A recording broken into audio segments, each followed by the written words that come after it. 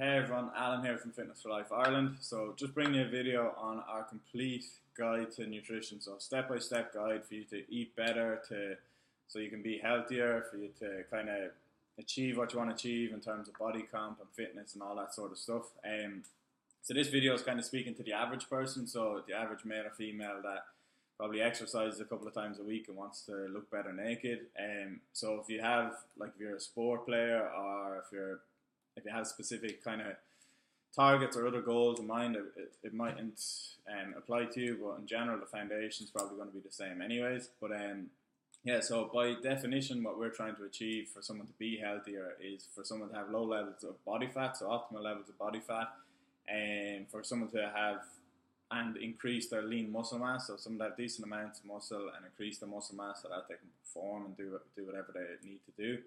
And for someone to be healthy internally, so your micronutrients, digestive health, things like that. And then lastly, for someone to be kind of have energy and to feel good as well, which is always really important and something that kind of gets neglected. So essentially the reason why we're doing this video is because I think it's information that everyone should have.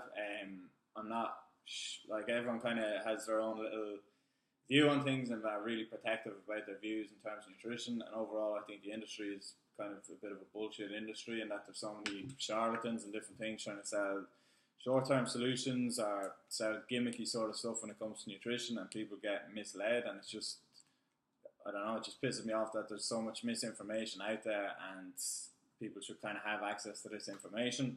And like, nutrition is a massive part of why our program's successful, but you can have all the information you want. It's how you apply it, and there's a lot more to it than just having the information. So yeah, it's a huge part of what we do, but I don't mind sharing it because yeah, if it helps someone, fair enough. So if we look through step-by-step guide, I'll just explain each thing and why, and it's all backed by science, so it's all research, it's all proven. Nutrition is scientific, so it's not going to not work for someone, it's going to work for everyone.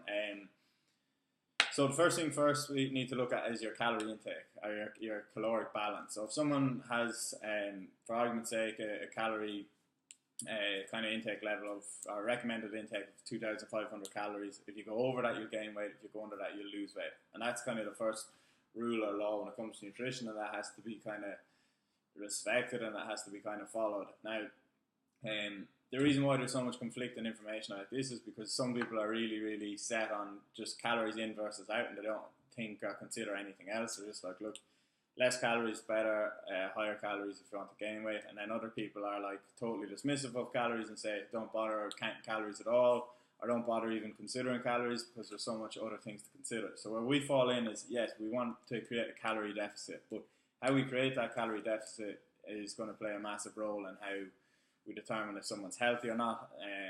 You know, so there's more than one way to do it, and some ways we think are better than other ways. So yeah, we need to respect the calories, because people, if you can have like the most healthy diet in the world, but if you're eating too much food, you're going to gain weight. And same token, someone can be kind of relatively crappy diet and not good nutrient wise, but they can be losing weight because they're taking in less energy than they need to. So the issues with calories arise firstly because essentially a lot of time we're just working with guesswork. So you're gonna put your details into a calculator and then, like, basically say, oh, I'm kind of active or I'm very active, and it's going to give you a figure to calculate how many calories you need day to day. So essentially we're kind of guessing, and even if you get your body fat done, it's kind of a bit more accurate, but essentially we're still guessing. And unless and then also when we look at the actual food we take in, unless you're measuring out and weighing your food every single day, constantly tracking your food, it's very hard to get an exact figure on what exactly you're taking in. So I think people place too much time and effort in this area.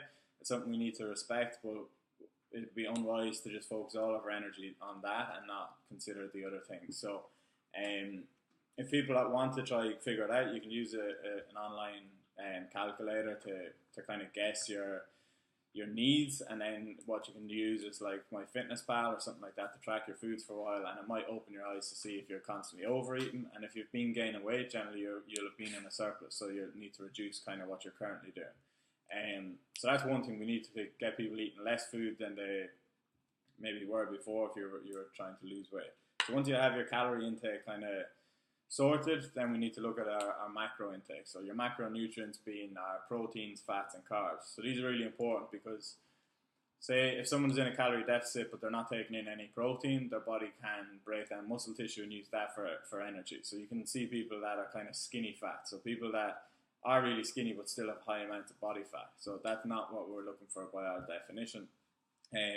So we want people to have a higher intake of protein. So generally we recommend people to have 1.5 to 2 times their body weight in kg in grams of protein a day. So if you weigh 60 kilos, we're looking for someone to take in 90 to 120 grams of protein a day.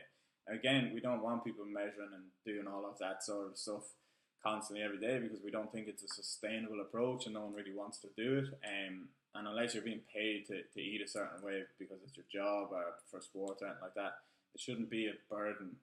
Nutrition should be something that enhances your life and isn't something that, you know, kind of wrecks your head. And then carbs and fat are going to come into that too in terms of our macronutrient breakdown. Are we too high carb? Are we too low carb? Are we taking in enough fat? So they're going to play a big role too. After that, then we're looking at timing.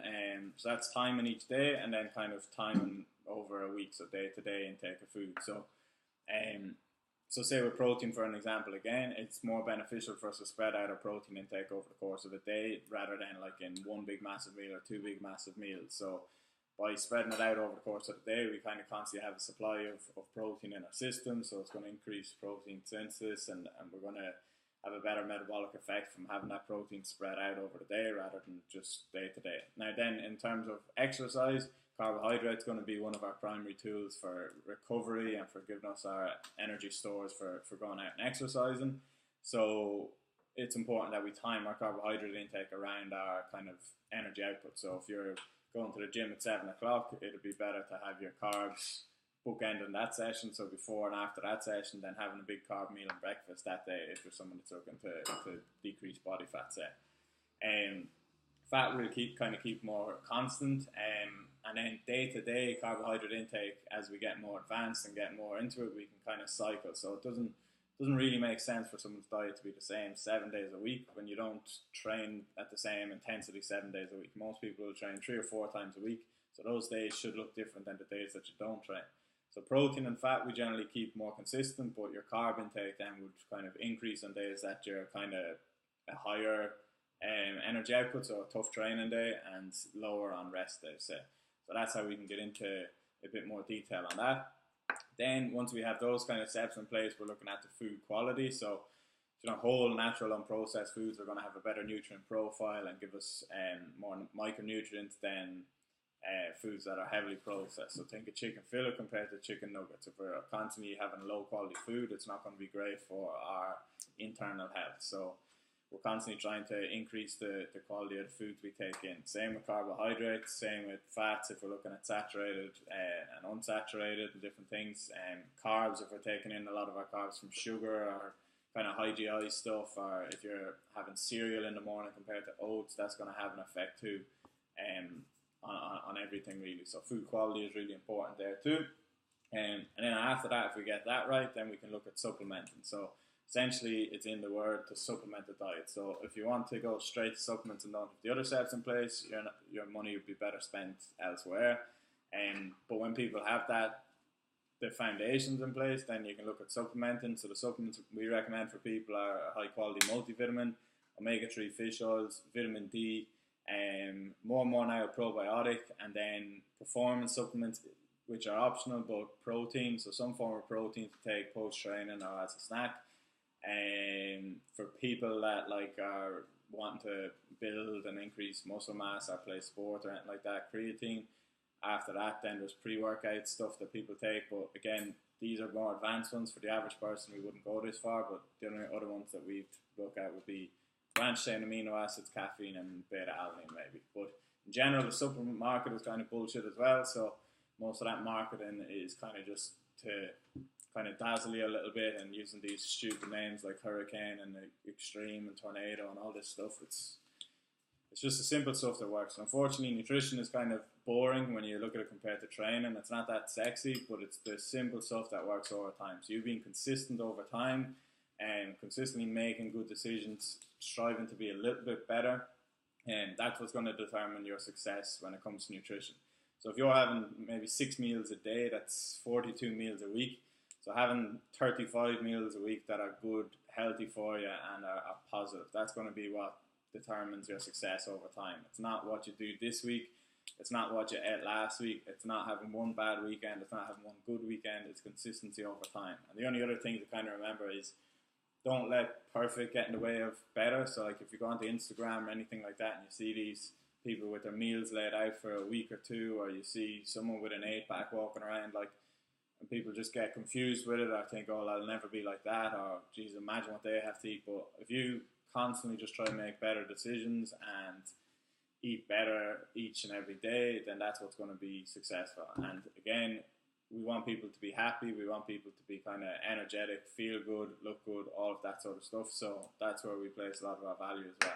So yeah, that's our complete kind of guide to nutrition. Now obviously we get into a little bit more detail with people, and people have different kind of likes and needs and stuff like that, but essentially that's it.